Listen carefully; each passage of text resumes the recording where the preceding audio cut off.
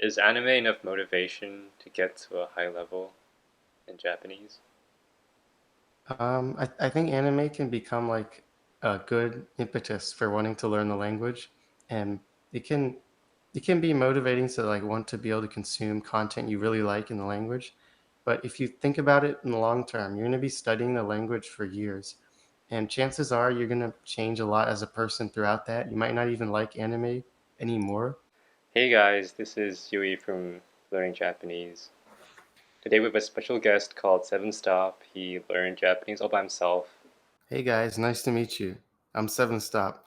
Um, first, I'll just introduce myself. I learned Japanese through the AJAT immersion method.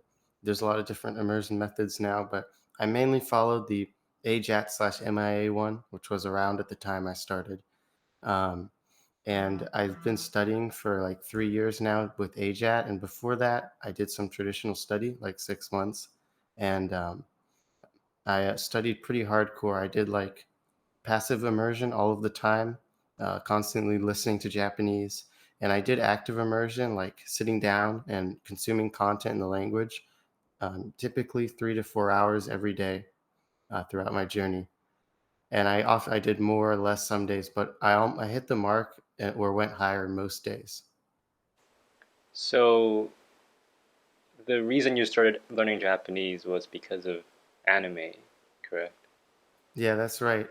I started learning Japanese because there's this one anime I really liked. It's called Erase, like Boku dake ga inai machi. It's it's not that famous, but it's relatively well known if you're in the anime community. Do you think anime is enough for anybody to get a high level of Japanese? I think you can get to a high level, but if you literally only immersed with anime, you'd probably sound pretty weird. But I think anime is a really useful thing to immerse with and consume. It will help you get better at Japanese, but if you consume other content, that'll help a lot to make you have a more natural way of speaking. That is Keep interesting. you grounded, I think. That is interesting because a lot of people think they can get a high level just through textbooks. And I guess in the Yeah, same manner, you might also sound weird if you only follow textbooks yeah, because for you don't sure. really, because people speak kind of differently from textbooks. Textbooks are, it depends, I guess, what level of textbook we're talking about, but most Japanese textbooks they really only teach you like formal expressions and simple, very basic stuff. It's not really enough to be able to communicate like very well with another person. Um, in anime, a lot of people say that you shouldn't use anime to learn Japanese because obviously people in anime they don't talk like people in real life talk. But if you also consume other content, then you'll understand what sounds weird and what doesn't, and you'll be able to speak normally, even if you consume a ton of anime. I agree. Ideally, you want to be immersing yourself with everything from anime, drama, to maybe games. Yeah. But See, I'm a big fan of that idea that you should immerse with lots of different kinds of content. I pretty much immersed with every kind of content possible. Anime, dramas, YouTube, games, books, manga, podcasts, pretty much everything you can think of, I've immersed with it before. yeah, I totally agree. I think it might be hard for a lot of people to spend that much time immersing themselves with that much content all the time, though. Do you think this AJAT strategy is a realistic commitment for most people? Uh, I think it depends where you are in life, but going full hardcore AJAT like that is not realistic for most people, to be honest. I think a lot of people could do that, but because people have so many commitments in their lives, it's going to be really hard for them to go through with that. Um, but I think it is pretty reasonable for most people to make like at least like 2 to 3 hours a day to do active immersion. I think most people can make that time in their day if they tried. So 2 3 hours is like a lightweight AJAT. Is that Yeah, of active I'm talking about. But AJAT was like the full deal. So it was like I was doing like 3 to 4 hours active. I was doing at least 3 hours active every day, and I tried to get more if possible. But I was also listening passively all the time. It's like from the moment I wake up, I have an earbud in, and at some points I would listen when sleeping too. But um, I think that can be really helpful. But the meat is going to be the active immersion.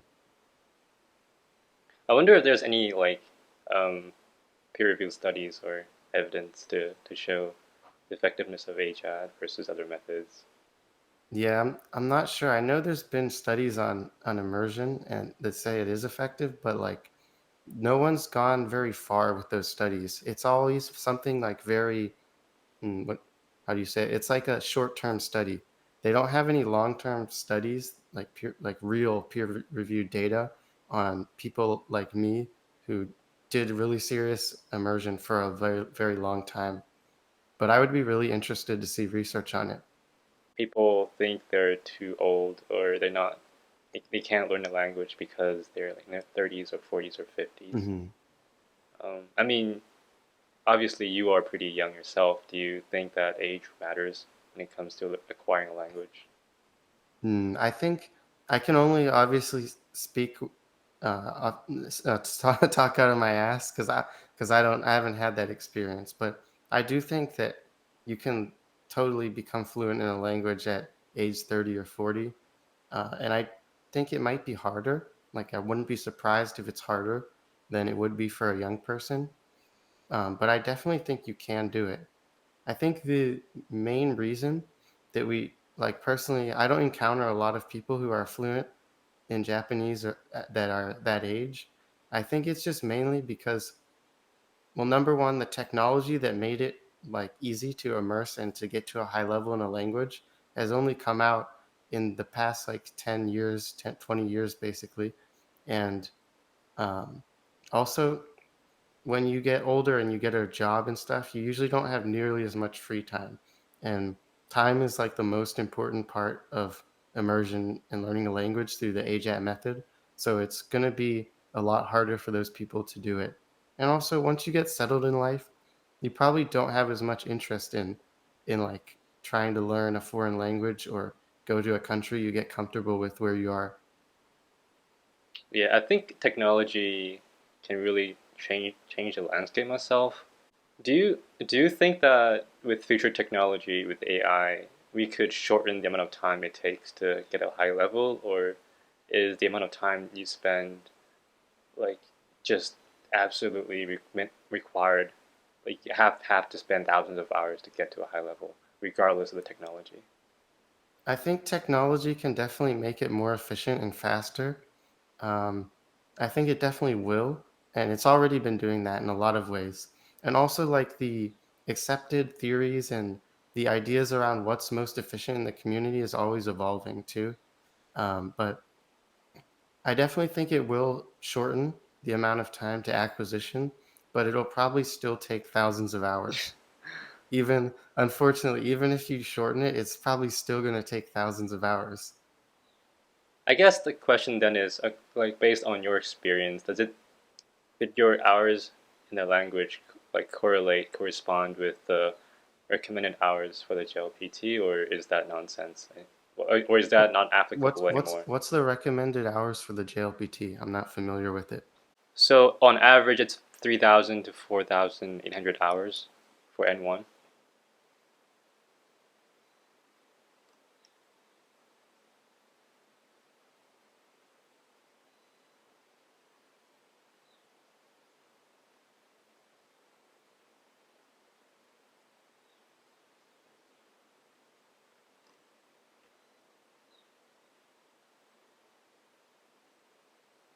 So if I let me just calculate this. So I have currently logged 133 days of anime watched, which is like it's probably a pretty solid estimate of the number of hours I've spent immersing in anime specifically, which is like the majority of my immersion. So I think it can give us a good estimate of the scale we're looking at.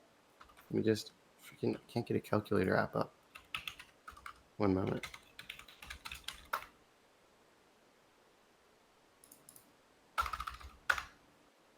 So 133 days times 24. So it's looking at like 3,192 hours is what it says. So, and that's just the anime immersion. But that's not including Anki any like active study, like because I did read grammar guides and stuff to understand better, and also like other mediums like reading, dramas, games, YouTube. I probably listened to as much YouTube as I have watched anime. So, but I mean, we are looking at the thousands of hours kind of scale here. I wouldn't be surprised if it's too different from the JLPT numbers because we're immersing to become highly capable in the target language. But this study for the N1 is like studying in class, I think, and like studying content which is relevant to the N1, which I think most of the content you study in school is going to be relevant to the N level tests. Um, so if you are only immersing with content that's relevant to the N1, you could probably get it a lot faster. Like I know people have gotten the N1 in like 9 months or something, like perfect score in a year, all those kind of things.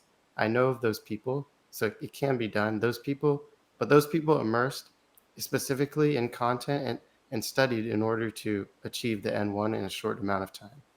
But because we're studying to become highly fluent in many domains of the language, there's lots of different content we're touching that or we're interacting with that isn't going to be relevant to the N1. So it's not the most efficient way to study specifically for the N1. But we are looking at a thousands of hour, scale here. I agree mostly. I guess just to push back a little, traditional students also spend a lot of time on like non-test stuff, like readings, business card exchange, manners, Ah, writing that's true. Japanese. That's not really tested in a test in That's JLPT. true. Yeah, I can see that. But I'd say like the majority of the language content is stuff that's kind of relevant to those JLPT tests. People say that visual novels are the most efficient way. Do you agree with that? Is that your experience? I don't have a lot of experience with visual novels personally. I have played like a few, I think, but I do think they are a very efficient way to study the language, and I think it's much more approachable than books. Is that's one thing is like especially when to beginners, books are really intimidating. So if you want to get into reading, and you started out with listening like me, I think that visual novels are a really good intermediary. And there's a lot of different kinds of visual novels. Some are like really hard, like as hard as any hard book, and some are easy. And so there's a big range of content to choose from. Do you think like learning styles exist? Do you think preferences matter when learning a language? Uh, I think it does have an effect. Like some people like certain kinds of content, so they're going to consume those kinds of content.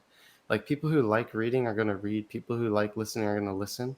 But I don't necessarily think one is superior to the other, but they're going to have different effects. Like obviously if you only read and you focus on reading, then your listening isn't going to be as good and probably you're not going to be as capable in speaking because those are tied together. But if you read a lot, then you might be more like better at writing or maybe writing text messages or communicating in written communication. You're basically going to get good at what you do, what you immerse with. I agree to a certain extent. I think there is spillover effect from one there is some transferability from one skill to Oh yeah, another. definitely. When you read, there's a phenomenon called subvocalization that could Hmm. improve speech in a very minuscule degree. It's debatable whether it improves or makes it worse. Like, so, there's a huge debate in the community about like whether that makes like that fossilizes your accent. Like, if you have a bad accent and you're reading, then some people think that that makes your accent stay bad, and then it's harder to improve.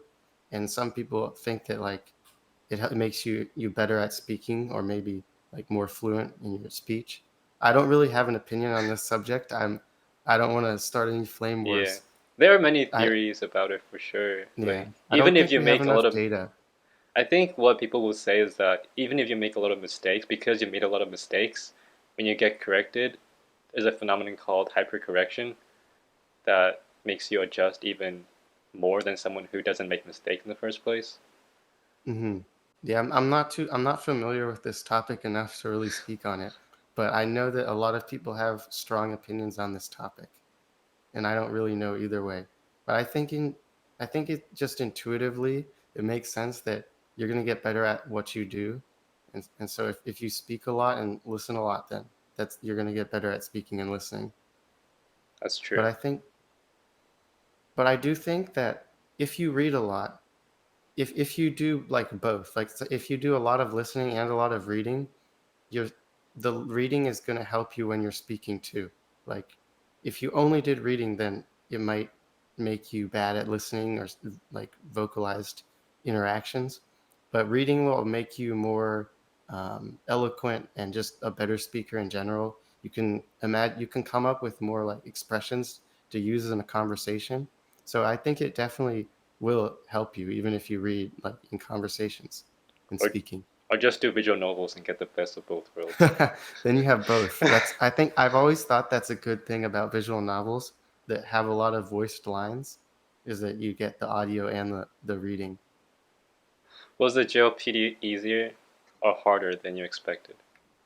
Uh, it was definitely easier than I expected. I thought that it would be harder because the practice questions I did were significantly harder than the actual test. Um, but when I did the test, I was surprised by how easy it was. Like when I was going into the test, I thought I could fail, but once I was taking the test, it was just really easy for me. And then I was like, oh, this is way easier than I thought. And I ended up getting a really high score. I got 170 out of 180, and I actually only missed points on the listening section, which is kind of funny.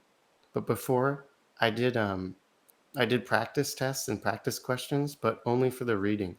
So if I had studied the listening questions and understood how they worked and how to take notes better, I might have been able to get a higher score or a perfect score on that section. I feel like I'm definitely someone who passed the JLPT at the time because I got familiar with the format of the test than actually being good at Japanese. Yeah, I noticed there's this cheat, especially if you're Chinese. There's a lot of Chinese people who they just study the test questions and then they can ace the JLPT. There are definitely patterns with the exam that you can guess. You can have a very good educational guess based on the question and the answers. Yeah. I don't know how true this is because I'm not Chinese, but a lot of the questions will have like um, they'll have you choose like from four words and like which sounds most natural or makes sense in the context. And usually those words are like all like two kanji words, which a lot of those are from Chinese. I'm pretty sure. So I don't know if that could help, but I do notice that Chinese people tend to do really well on the N1. Or like when they tell you to choose the word that's a synonym or antonym, Oh, so, and out of yeah, the yeah, yeah, options, you could see the relation between those words and you can make a guess out of that. yeah. It's kind of there's and then kanji knowledge obviously helps. And there's kanji is like something that's really hard if you're not doing immersion, but it's pretty simple if you just do a lot of reading. Like if you do reading immersion and say you read manga with like furigana or watch with anime subtitles, read visual novels, kanji isn't going to be like the kanji section is going to be so easy on the JLPT. So, excluding Asian people, how well do you think the JLPT test can know how good someone is in Japanese? Mm, I think it's a difficult question. Obviously the test doesn't measure your outputting abilities. So we know that you could technically not be able to speak or like write at all and pass the test. But if you are able to pass the N1, it's highly likely that you're at least conversationally fluent, I think if you're from like a Western country and you've come that far, which it is a pretty challenging test from your average English speaker's perspective. And so if you've come far enough to pass it, it's likely that you're at least basic fluency or conversationally fluent. Yeah, I think passing the test doesn't really mean much, but like the test system overall has a pretty good correlation with the language competence for the most part, Yeah. and that's what like proxies and exams do. Mm-hmm. I would agree with that. Did you learn pitch accent? Study pitch Uh, accent? yeah, I did study pitch accent quite a bit. How it kind of worked was at the beginning, I watched like all of Dogen's videos and I learned or I tried to learn like all of the basic pitch accent rules and patterns and how they work and stuff. But I kind of forgot about that pretty quickly. But and I also like whenever I learned a new word in Anki, I always put the pitch accent pattern on it. So I learned a lot of those, and I put audio on my cards. So I was aware of pitch accent and I was cognizant of it a little bit. But what kind of happened was at the beginning, I was like, oh, I'm going to learn pitch accent. It's going to be great.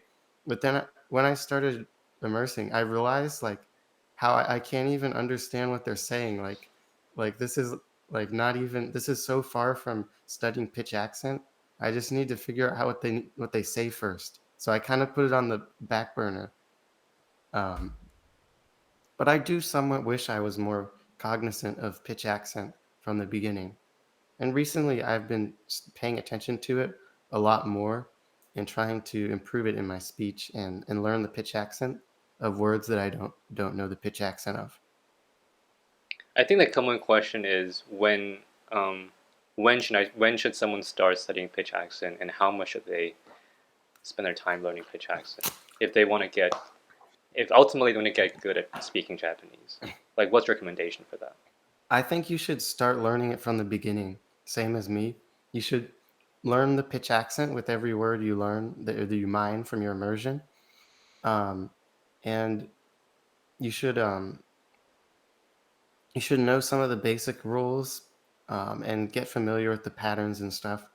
I think that's a good idea. And then just try to notice it in your immersion as best as possible. I would go with that method, but I do feel like there's something lacking in this area of pitch accent study because it's something that always comes up and everyone has a different opinion on it. No one knows how to study it. There's not enough like there's not enough good examples and data on how to study pitch accent. But if it were me, I would do what I just recommended. And also like who can acquire pitch accent easier, what language, like what people who have X language as their native language can acquire it better, yada yada yada. It and like there's so many like people who are good at pitch accent who've been studying X amount of time, people who are bad at pitch accent who've been studying longer. It's like there's so many factors and no one really knows what's going on. Do you find it much harder yourself coming from a language with no pitch intrinsically? I think it's definitely harder, but I don't know what it's like to come from a language that does have pitch accent, but I for sure think it's harder. People that have Chinese as their native language almost always have better pitch accent than people who have English as their native language, assuming they studied like the same amount of time. I did struggle to hear it. I still struggle to hear it a lot of the time. Do you have to record yourself to catch it? I, I often recognize my mistakes, but sometimes I don't. It's kind of a toss up. Like a lot of the times I do recognize it, but other times I don't recognize it. And I think it depends on the way, like which pitch accent pattern.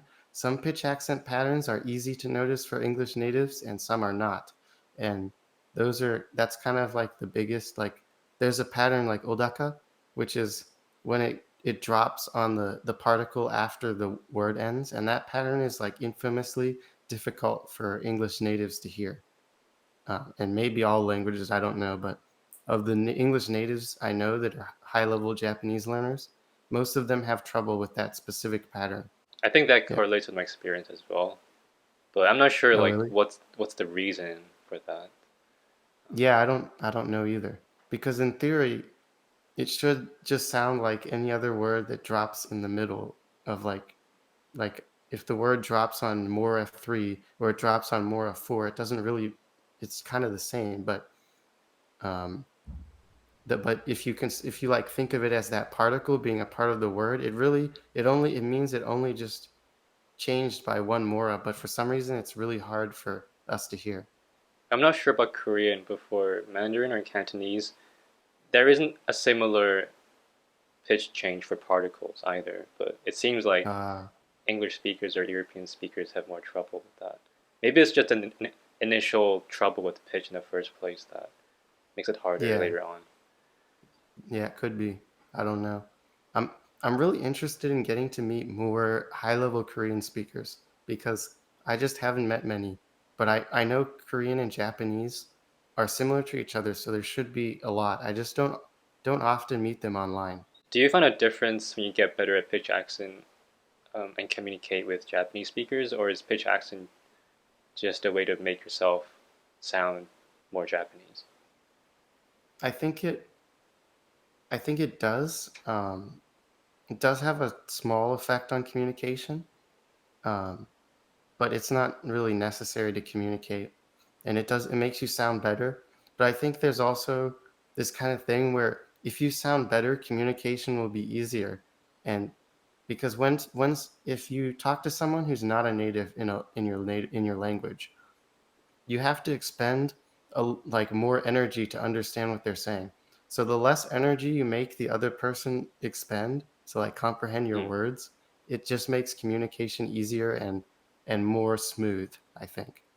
And so a lot of the time when you say a word in Japanese with the wrong pitch accent, it'll take the native like a second longer to understand what you said. And it even happens to me sometimes, like when I hear a word said with a different pitch accent, then it takes me longer to figure out what they said. And that happens to natives a lot.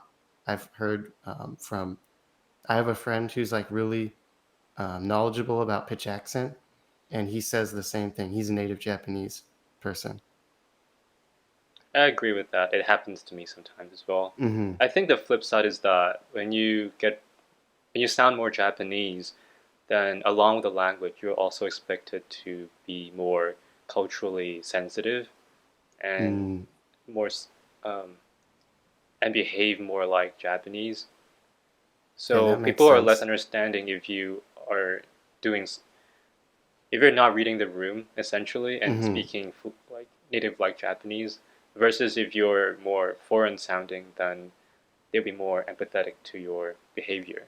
Yeah, they're much more forgiving for sure. So if your accent is good and like your pitch accent is good, then you'll also be expected to like have other areas good, like they'll expect you to be able to convey your information um, quickly and efficiently and like use the right expressions and stuff like that. So if your accent is good, the amount you're expected of your entire Japanese will also increase, I think.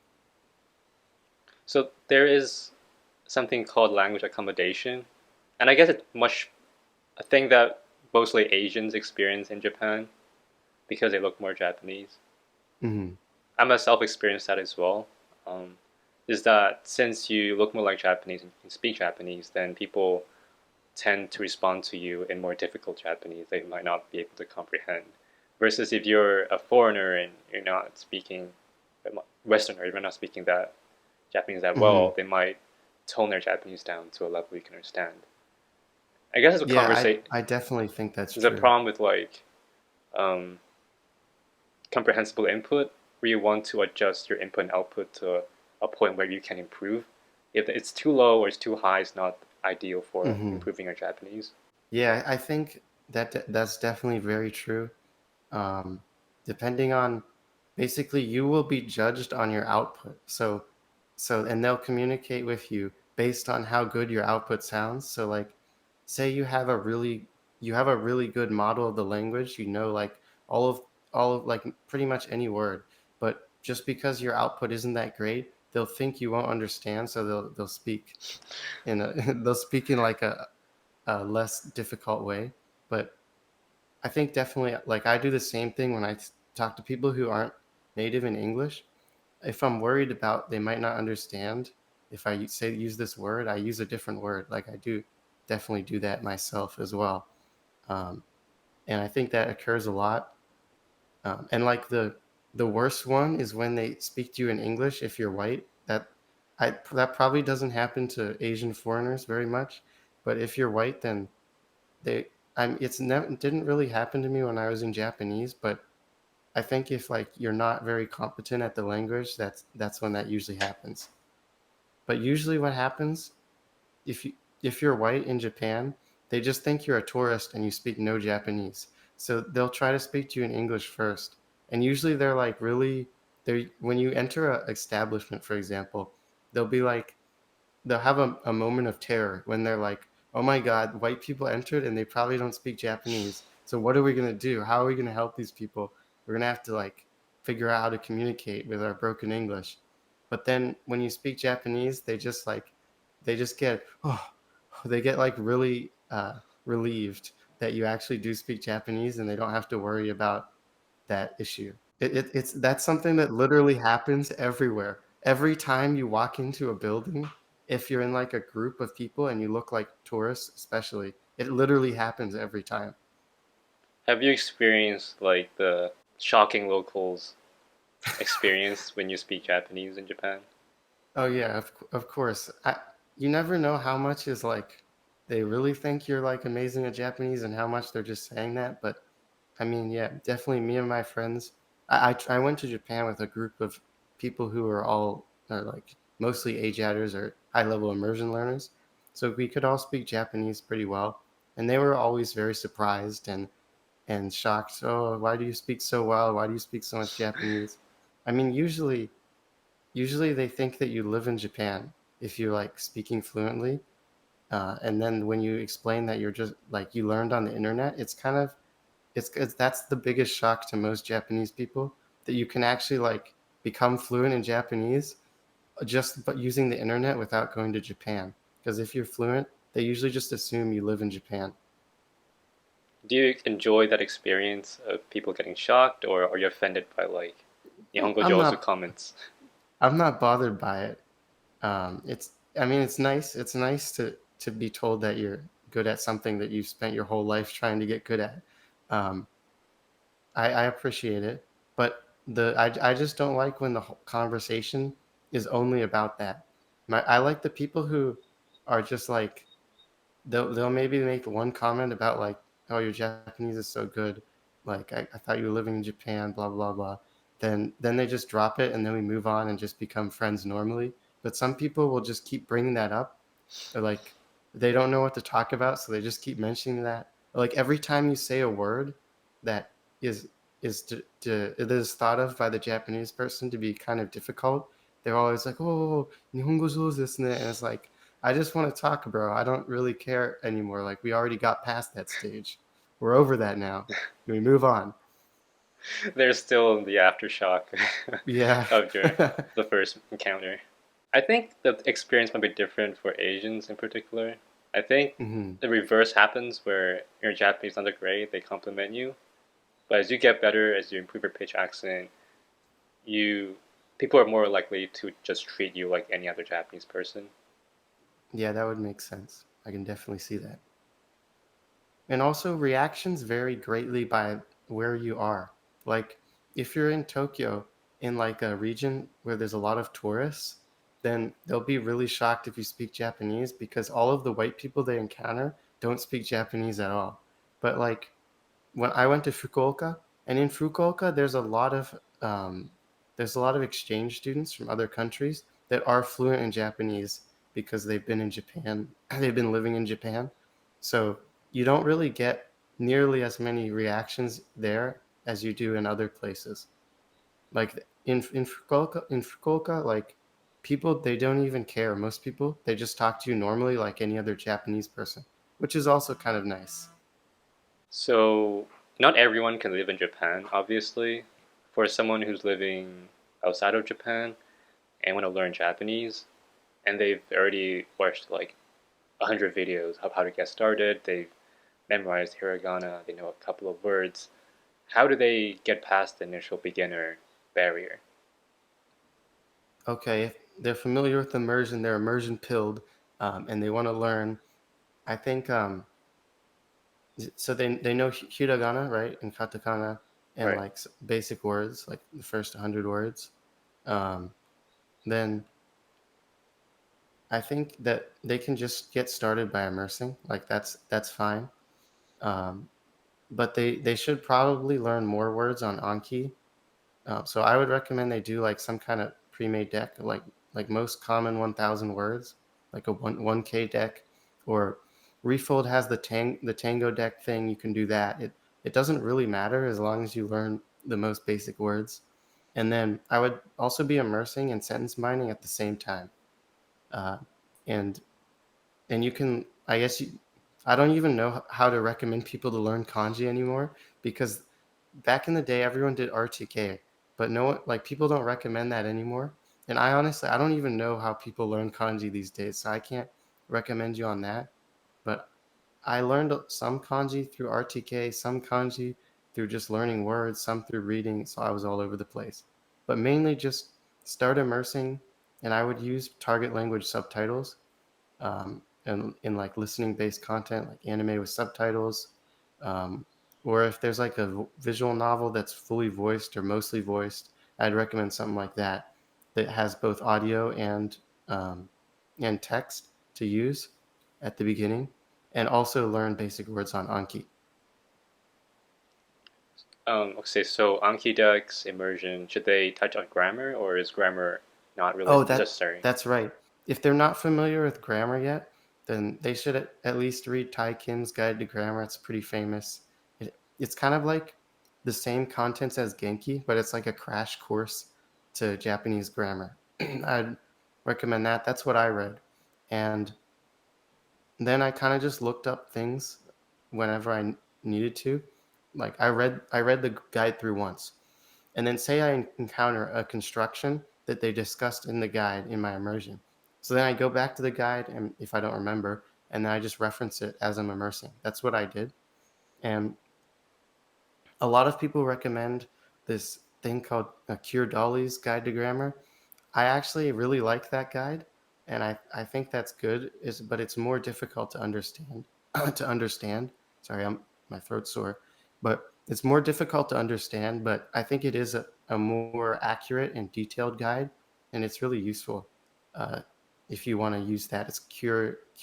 I think Cure Dolly's Guide to Yeah, Grammar. I think a lot of people are just like not. Um, they they're kind of put off by the initial videos that from that channel. Yeah, it has the weird voice. I think there's written versions of most of the, like, she has a blog, and I think there's written versions which are a little bit more easy to digest for most people. Since you've spent like over 3 years intensively studying Japanese and getting better at Japanese, do you have any plans of studying or working in Japan? I don't have any plans right now. I would consider it definitely, and I would like to do it, um, especially if I can get a remote job or some kind of online income. I would like to do it. I'm not currently making plans specifically to do so, but if that fit in my life, then I would certainly want to do it. And I am thinking that I'd like to do an exchange, like maybe one semester or so, to Japan at some point, like in college. Actually, the people that I traveled to Japan with, we're we're all like around the same age. We're thinking of maybe doing it so we all exchange to Japan at the same time period, so we can all be together. But it's all just talk right now. We don't know what's actually going to happen. So right now you're mostly outputting online through Discord or VR chat. Hmm. That's right. Is there Although, any difference between the people you meet online versus people you meet in real life in Japan? uh, for sure, there's definitely differences. The number one I can think of is like you're meeting these people in an environment where they can interact with foreigners, so there's a good chance that they want to learn English. Like they're probably in a language exchange server or something like that on Discord or in VR chat. Like, so they probably have an interest in English. So if you're not capable of communicating very well yet, they're more likely to want to talk to you because they also receive something if like you can do language exchange. Whereas people on the street, they don't want to talk to you if you can't speak, basically. So it's probably going to be harder to make friends with random people in Japan versus random people that are trying to learn English or like on Discord or VR chat. And then there's also social cues, like you can't see their face, you don't know their hand expressions. So there's definitely differences in communication, and you can be way weirder online than you can in person, and get away with it, basically. Do you think that people are just less polite online? Oh yeah, for sure. Like on online, it's common for people to not use keigo at all. They just speak in Tamaguchi to everyone, especially on like forums, but even on Discord or VR chat. And so people are just less polite in Hmm. general. I think for people who want to make casual, like want to make like friends, want to make with chill and talk with people, Hmm. like improving that aspect is often ignored for a lot of traditional learners. On the other Hmm. hand, people who, well, I'm not sure if that's true, but like a lot of people, some people who are just used to doing casual speech might struggle with their plans of working formally or more in more official um, settings in Japan, right? Yeah, I think it would have an effect. Like I myself am not very familiar with a lot of formal expressions and stuff. Like at least I can't produce them myself very well, and so that is something I'd like to get better at. But another thing that helped is that I also talked to a lot of Japanese people in person. So I was in the US, but I had like, I think I made a video about it on my YouTube channel, but like I had like all these strategies to find Japanese people or who live in the US and talk to them. So like I would go to these meetups and like message random people to try and at like there's this website called Nextdoor in the US, and it's like a neighborhood social media. So people who live near you in your neighborhood or in a nearby neighborhood participate in a social media, basically like a big room, big social media room. So I would look up people who have Japanese names, and then I would send them messages asking to like meet with them and speak Japanese, and it actually worked. Like people, I was able to meet with random people that live near me and speak to them. Kind of like And an I, off kai, right? yeah, but I didn't know them at all. um, and then I also went to meetups. Like there's this website called meetup.com, and people arrange meetups. So I went to like Japanese learning or Japanese exchange meetups. I went to um, like the Japanese community meetups. Another thing, I went to the college that was near me, or the college that is near me. I went there, and then I just like I wasn't really. I'm not technically enrolled, so but I just went, or I was enrolled but not taking classes because I was on a gap year. So I just went there and entered random Japanese clubs and tried to find people to talk to. Um, but once you kind of get connected with the Japanese community in your area, they invite you to things so you can like keep finding people to talk to, and that helps. And all of those interactions are in Kegel because all of those people are older than me and it's in real life, so that helped me with politeness. Do you find it harder to talk with people who is in a very different stage in life in Japanese?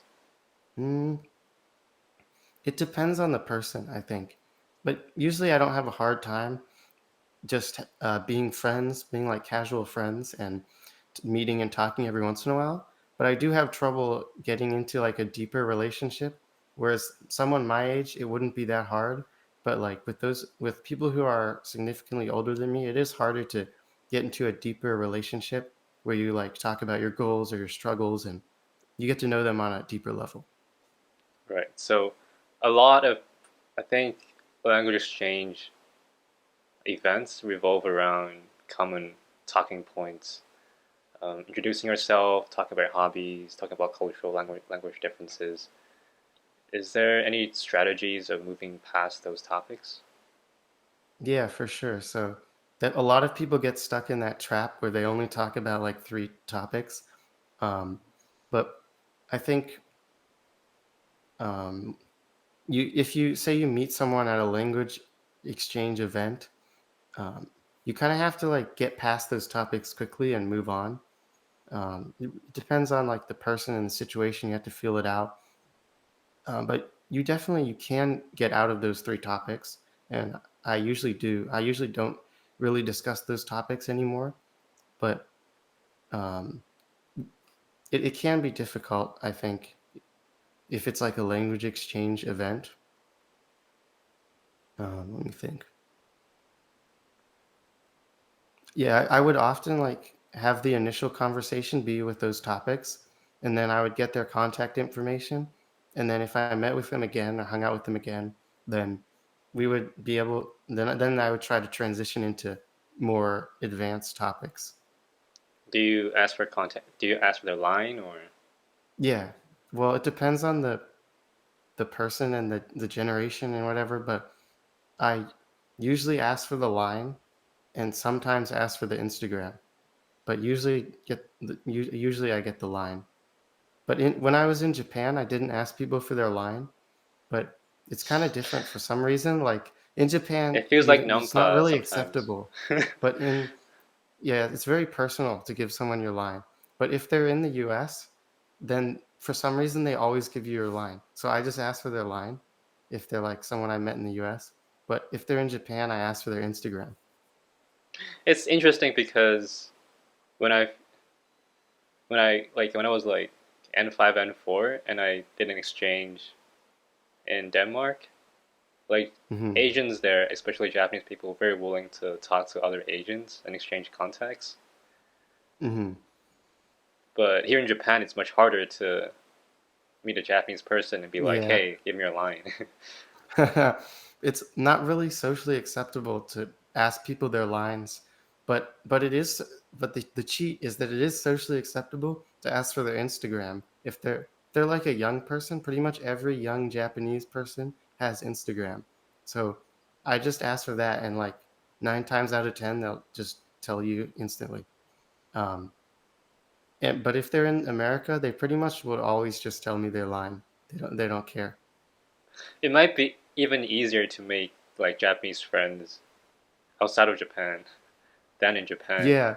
If you already speak Japanese and there's a Japanese person in America, you'll become friends like instantly. Um, but it's much harder in Japan.